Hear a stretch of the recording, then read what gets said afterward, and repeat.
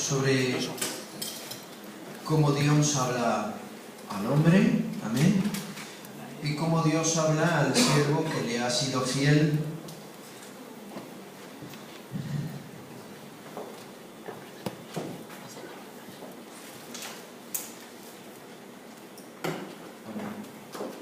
Amén. Y que ha pasado el proceso espiritual, amén. Crónicas 7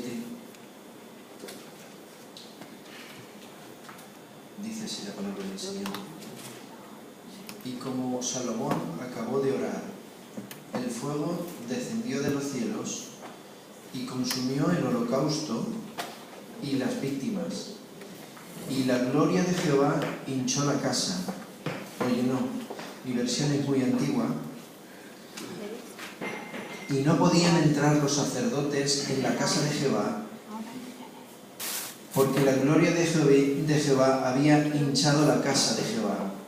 Y cuando vieron todos los hijos de Israel descender el fuego y la gloria de Jehová sobre la casa, cayeron en tierra sobre sus rostros en el pavimento y adoraron confesando a Jehová y diciendo que es bueno.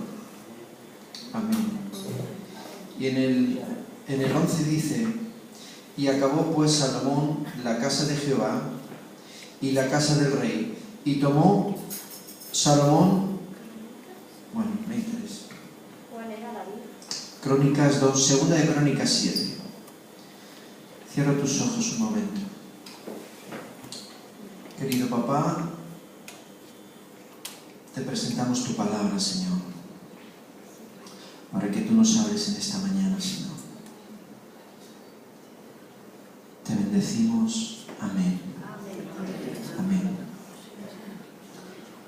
La verdad es que ver que hace unos cuantos miles de años la gente cayera a tierra, amén, y cayesen sobre el pavimento, dándole la gloria a Dios, es un poco extraño, ¿no? Nos pensamos que es algo que pasa en el 2000, pero que en el 1900 no pasaba, pero ya pasaba antes del año cero, amén. Cuando la gloria de Dios descendía, yo no sé lo que realmente sucedería cuando vieron aquel fuego descender del cielo y quemar el holocausto, pero tuvo que ser algo más que tremendo para todo Israel. Pero si seguimos leyendo el capítulo 7, vemos como Dios le habla a Salomón acerca de la promesa que está en él, y está en él por su padre. Amén. Y vemos como Dios advierte a Israel que si cambiare de sus pecados, si se tornare a él, su gloria permanecería en ellos, y si no, pues ya habla de un juicio. Podéis leerlo luego en casa y veréis cómo realmente Dios no habla a Salomón de la misma manera que habla a todo Israel. Amén. Y me venía a la memoria ahora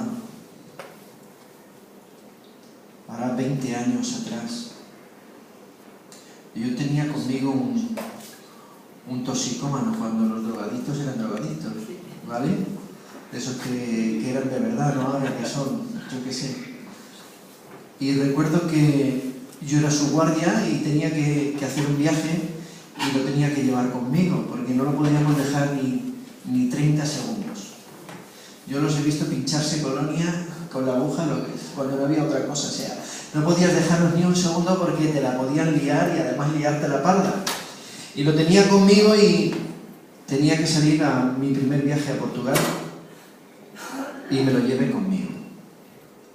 Y él estaba en el proceso, ¿vale? En ese proceso en el que uno se está convirtiendo, quiere cambiar, pero realmente la carne tira y el pecado. Y me acuerdo que entramos a la iglesia y empezaron a contarme las hermanitas y los hermanitos cosas muy raras que estaban aconteciendo en ese lugar, cosas que no eran normales. Y yo comencé a pensar: Señor, esto no es normal, aquí hay un desorden. Y le dije: Señor, ¿qué hago? Y el Señor me dijo: reprende demonio de doctrina. Y yo comencé a reprender demonio de doctrina, algo tan simple. Y yo recuerdo que dije: en el nombre de Jesús, todo espíritu de doctrina sale de la iglesia ahora. ¿Y sabéis qué pasó? No pasó nada. Amén. Y entonces yo me quedé perturbado y dije, en el nombre de Jesús, nuevamente, espíritu de doctrina, sal de la iglesia ahora. Y no pasó nada. Dije, bueno, Señor, yo lo voy a decir una tercera vez. Y si me he equivocado, pues meteré la cabeza bajo tierra y... Pero cuando lo dije por tercera vez, 2 sillas donde no había nadie cayeron a tierra. Amén. No fue normal. Fue algo... Y recuerdo que el que venía conmigo, que es por lo que lo estoy contando, que cuando vio que las 2 sillas cayeron a tierra solas, de repente se puso blanco, pero blanco como la leche, y comenzó a sudar y cayó en tierra. Yo creo que ese día él oró todo lo que sabía. Amén. Yo creo que ese día se confesó de verdad al papá, le pidió perdón, papá, perdóname por todo.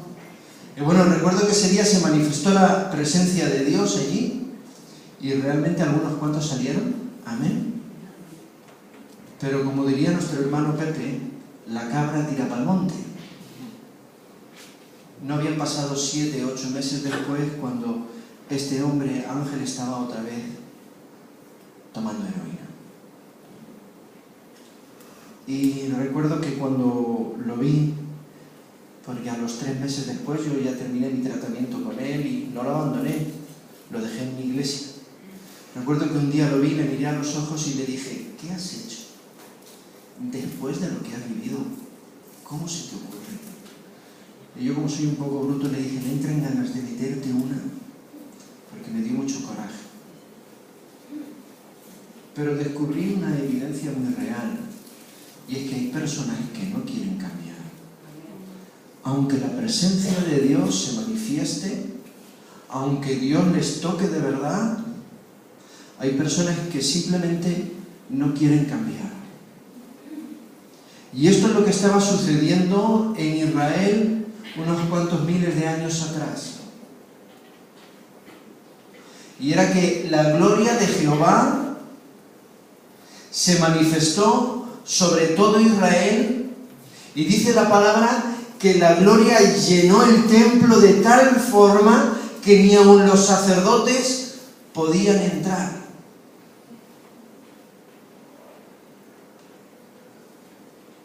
Pero muchos de los que habían caído en tierra seguían adorando a otros dioses. Amén. Eso es un problema. Y ese problema lo tenemos no solo aquí, sino vayas donde vayas.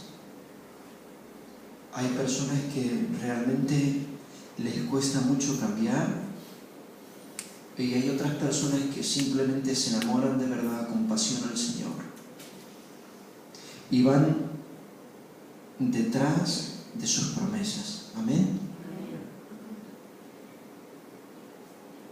Y muchas veces los valientes, las valientes, que vamos detrás de las promesas del Señor, estamos esperando que su promesa venga sobre nosotros para que traiga los cambios que nosotros estamos esperando en Él, que nosotros por el Espíritu sabemos que Él quiere hacer.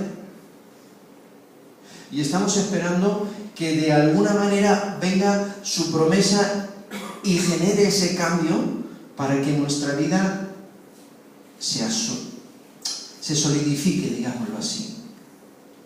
La palabra nos enseña la ley del dar y recibir. Y la palabra nos enseña que para recibir primero hay que dar, pero no nos enseña que primero hay que recibir para luego poder dar, ¿verdad? Amén. Más de una vez hemos predicado este misterio, el misterio de dar sin tener, y es cuando se recibe. Y muchas veces en el mundo espiritual estamos esperando las mismas cosas. Estamos esperando que nuestra promesa venga a nosotros para que nosotros cambiemos lo que sabemos que tiene que cambiar en nosotros. Pero realmente esto no funciona así. Porque si tenemos una vida en desorden, no nos puede venir una bendición de Dios. Y hasta que nuestra vida no es ordenada, Dios no te va a bendecir. Porque Dios no bendice el desorden. Y hasta que no pasamos el desierto y no pasamos el proceso espiritual en el que reorganizamos nuestra Trinidad, espíritu, alma y cuerpo, y dejamos las cosas de la carne y dejamos las cosas del alma y caminamos en obediencia al Espíritu Santo, no sucede nada. Y es una realidad. ¿Cuántos llevamos montones de años esperando a que Dios cumpla lo que nos prometió? Y no es que Dios sea mentiroso, es que todavía estamos en el desierto. Hay otros muchos que son muy valientes y quieren recibir la promesa y se están dando golpetazos de fe contra ellos mismos. Porque están diciendo, Señor, pero ¿por qué no sucede? Señor, pero ¿por qué no pasa? Yo estoy haciendo esto, yo estoy haciendo aquello, pero realmente no pasa porque Dios no bendice en medio del desorden. Dios quiere llevar tu vida en orden, quiere reorganizar tus prioridades, y una vez que tus prioridades y tu vida está organizada, entonces Él viene y sopla sobre ti y trae su promesa. Amén. La promesa descendió a Israel. ¿Sobre quién? Sobre todo Israel. Pero había dos maneras diferentes que tenía Dios de hablar. Una sobre Salomón. A Salomón le dice que la promesa que está en él le viene por su padre.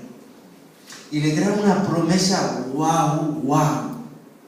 Y Dios le habla de una manera tremenda. Pero a Israel le habla de una manera muy diferente. ¿Sabéis por qué? Porque en Salomón ya había pasado el desierto, ya había pasado el proceso, se había entregado por completo al servicio de la gloria de Dios, y sobre él estaba la gracia. Aún incluso cuando él le pide sabiduría a Dios, Dios ve que aún lo que le pide no se lo pide para él, sino se lo pide para servirle. Por eso sobre Salomón estaba la gracia, y sobre Israel, pues bueno, Israel pudo vivir la gracia que había sobre Salomón, pero realmente sus vidas estaban en desorden. ¿Amén? Si algo intenta la Biblia de enseñarnos, es que nosotros somos soldados y somos portadores de su gloria y portadores de su reino aquí en la tierra. Y si algún llamado tenemos, es el llamado de traer su reino a nuestros hermanos y a nuestros semejantes. ¿Amén? Que tengamos una promesa no quiere decir que un día vaya a caerte del cielo, porque las promesas vienen una vez que has pasado el proceso, ¿me entiendes?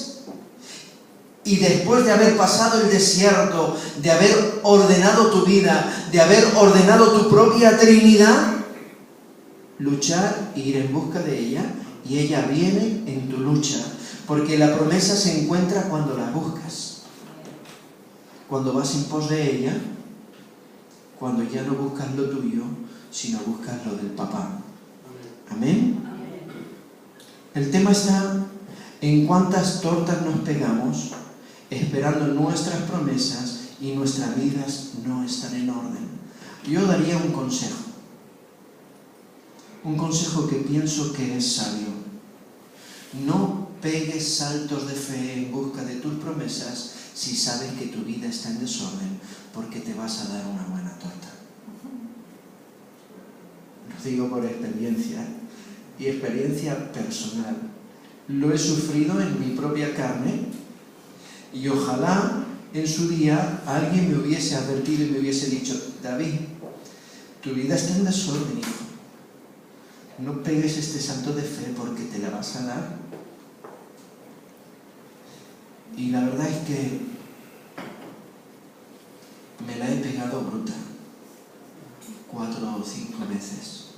Y me la he pegado bruta por querer servir, sin darme cuenta que no había pasado el proceso, no había pasado el desierto, mi vida estaba en desorden, mi promesa no me pertenece, aunque mi papá que está en los cielos me lo haya dado. Y muchos estamos golpeando nuestra propia fe y nuestras propias fuerzas, yendo en pos de lo que creemos que Dios va a hacer, porque en nuestro espíritu sabemos cuál es la voluntad del Señor, y en nuestro espíritu sabemos cuál es nuestro destino, y en nuestro espíritu sabemos lo que tenemos que hacer, pero a veces nos falta información, y es acerca de que nada va a venir hasta que tú no hayas doblegado tu Trinidad al completo al Señor. Ya hasta tu propia carne tiene que desear lo que el Espíritu Santo desea. Y si el Espíritu Santo desea que no comas, tu propia carne tiene que desear el ayuno. Si el Espíritu Santo desea que no veas la tele, tu propia carne tiene que desear no ver la tele. No sé si me entiendes. ¿Por qué estoy diciendo esto? Porque aquí habemos personas que sabemos nuestro destino, que sabemos el propósito de Dios en nosotros, pero cuando leemos, yo te aconsejo que leas 2 de Crónicas 7 en tu casa. Cuando leemos el capítulo de 2 de Crónicas 7 y vemos lo que Dios le dice a Salomón y vemos lo que Dios le dice a Israel, tenemos una tendencia evangeloide a quedarnos con lo que Dios le dice a Salomón y no con lo que le dice a Israel. Porque siempre nos pensamos que, wow, las promesas son para mí y estos golpes son para aquellos que eran malos y eran rebeldes y eran... Cuando realmente somos iguales que ellos. ¿Amén? ¿Cuál es el consejo en esta mañana? El consejo en esta mañana es que tu promesa es tuya, es real, tu espíritu lo sabe. Aún tu propia carne sabe lo que tienes de Dios y lo que Dios va a hacer en ti. Aún tu propia alma que anhela y se desespera por recibir lo que es de Dios, está luchando, y toda tu naturaleza está luchando porque no entiende el por qué Dios me habla, Dios me dice y no sucede. Aún los propios apóstoles se equivocaron.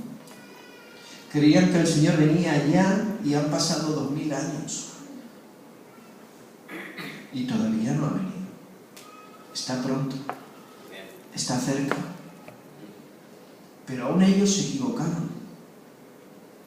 Porque ellos decían, viene ya, viene ya. Pues han pasado 2000 años.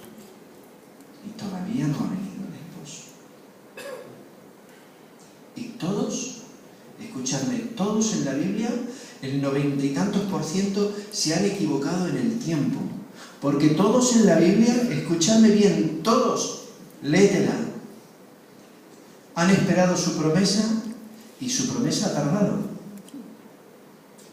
Es una evidencia, es una realidad, y tenemos que amar el desierto. Porque el desierto es la madre de nuestra promesa. Bendito sea el Señor. Si tú sabes que tu vida no está en orden, asimila que tu promesa todavía no viene. Amén. Asimílalo. Es un consejo espiritual para que no te des otra torta. Yo me faltan dedos para contar las tortas que yo me he llevado, porque yo estoy bastante loco. Yo cuando creo algo de fe, yo voy y lo hago. Yo no pienso en las consecuencias, simplemente voy y lo hago. ¿Por qué? Porque lo tengo que hacer. Porque mi espíritu me dice que esto es real, pero mi espíritu siempre se ha equivocado en el tiempo. Porque nunca he querido entender ni asimilar que estoy en desorden.